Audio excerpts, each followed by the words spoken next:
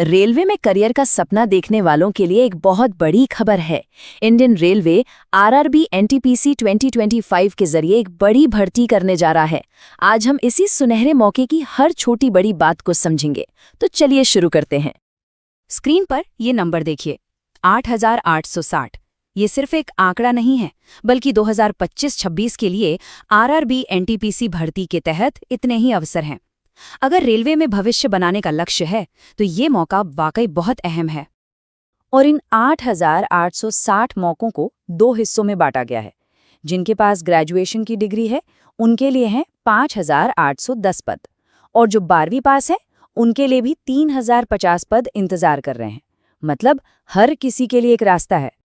तो आज के इस सफर में हम इन 6 पॉइंट्स पर बात करेंगे। भर्ती क्या है, कौन अप्लाई कर सकता है, नौकरियां और सैलरी कैसी हैं, सिलेक्शन का प्रोसेस क्या है, अप्लाई कैसे और कब करना है, और आखिर में पिछले कुछ सालों में वैकेंसी का ट्रेंड क्या रहा है। तो सबसे पहला और सबसे ज़रूरी सवाल जो मन में आता है, क्या मैं इसके लिए योग्य हूं? आइए इसी को सबसे पहले समझते हैं।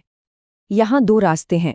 अंडर ग्रेजुएट पदों के लिए उम्र 18 से 30 साल के बीच होनी चाहिए और कम से कम 12वीं पास होना जरूरी है। वहीं ग्रेजुएट पदों के लिए उम्र की सीमा थोड़ी ज्यादा है, 18 से 33 साल, और इसके लिए किसी भी मान्यता प्राप्त यूनिवर्सिटी से डिग्री चाहिए होगी। और ये एनटीपीसी जिसका हम बार बार जिक्र कर रहे हैं, आखिर है क्या?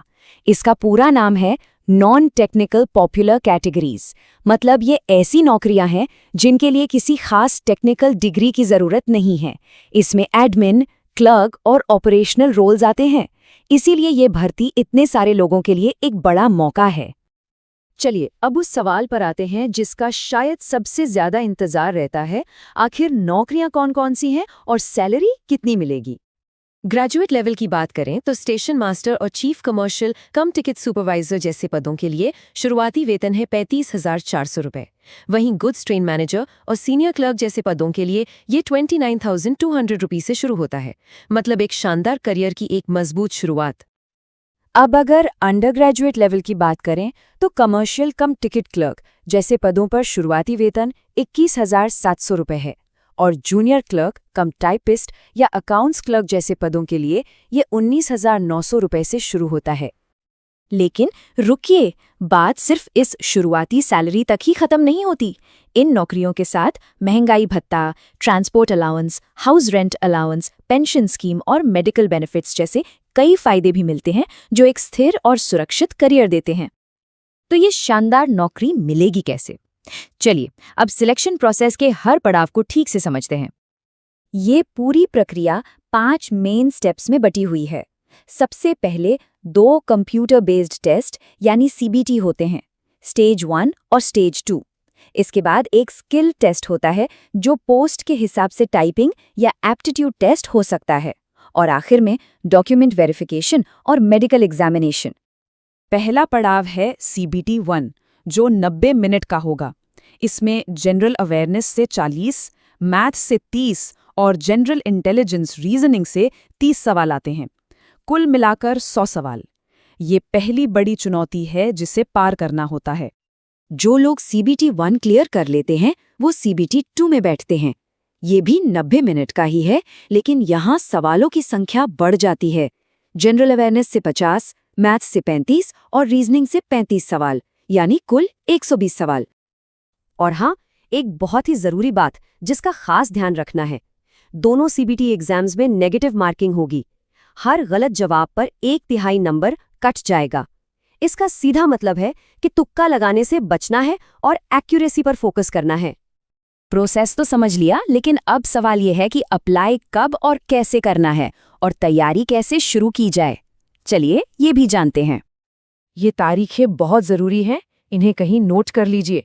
ग्रेजुएट लेवल के लिए आवेदन 21 अक्टूबर से 20 नवंबर तक चलेंगे और अंडर ग्रेजुएट लेवल के लिए 28 अक्टूबर से 27 नवंबर 2025 तक एप्लीकेशन विंडो खुली रहेगी। एप्लीकेशन फीस की बात करें तो जनरल और ओबीसी कैंडिडेट्स के लिए ये 500 रुपये है, जिसमें से 400 रुपये पहले सीबीटी में बैठने पर वापस मिल जाएंगे।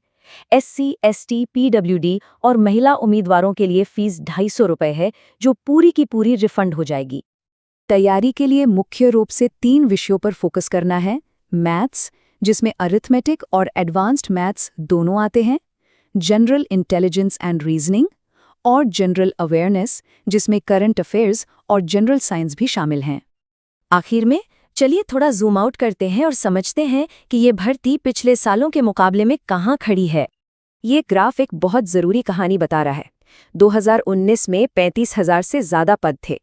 2024-25 में ये नंबर घटकर करीब 11,500 रह गया और अब 2025-26 में सिर्फ 8,860 पद हैं। इससे साफ है कि मौके लगातार कम हो रहे हैं और कंपटीशन बढ़ रहा है। जैसा कि ये आंकड़े दिखा रहे हैं, ट्रेंड बिल्कुल साफ है। हर साल वैकेंसी घट रही है। इसका मतलब है कि हर एक सीट पहले से कहीं ज्यादा कीमती हो गई है। तो यहाँ एक बड़ा सवाल उठता है, जब सीटें कम हो रही हैं और मुकाबला हर साल और भी कड़ा होता जा रहा है, तो सफलता पाने की सही रणनीति आखिर क्या होनी चाहिए? ये वो सवाल है जिस पर हर उम्मीदवार को सोचना होगा।